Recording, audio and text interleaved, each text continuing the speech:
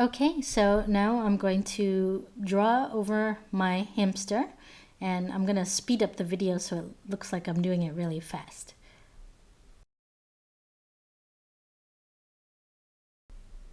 And actually, I'm kind of doing a quick and dirty job here just to kind of give you the idea of how it works.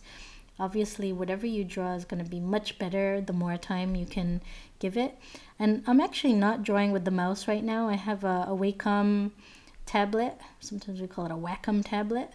And it's a pressure sensitive pen tool, so it just makes drawing a lot easier.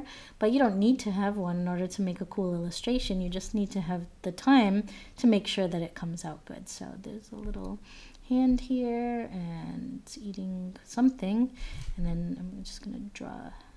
By the way, here, these will come out much better. Let me just if I want to delete something, I just click on the entire line and hit delete.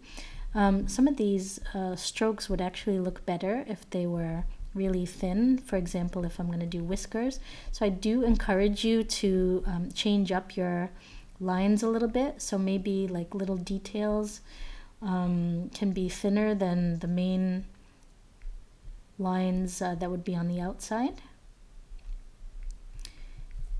And so I'm just doing this really fast, but just so you get the idea. And you're gonna ask me how to color those in, and I will tell you in just a moment. So that's usually the first thing people want to do, is once they figure out how to make the line drawing, they want to start coloring everything in. Okay, so anyway, I'm just gonna make all these little hairs and fur, all these little things, just so you can get the idea of the basic outline. Whiskers and things. And that's pretty much it. I'm just going to make a slightly bigger one, so we can draw a little bit of background here. Oops. So that it makes sense. So now I'm going to actually lock layer 2 down. This is my black and white drawing, is all in one layer here. And I'm going to turn off the layer underneath it, and now we have the beginnings of what could be a really cool illustration of our happy little hamster here. So again, the more time you spend on this and the more careful and slow you are, the better it's going to come out.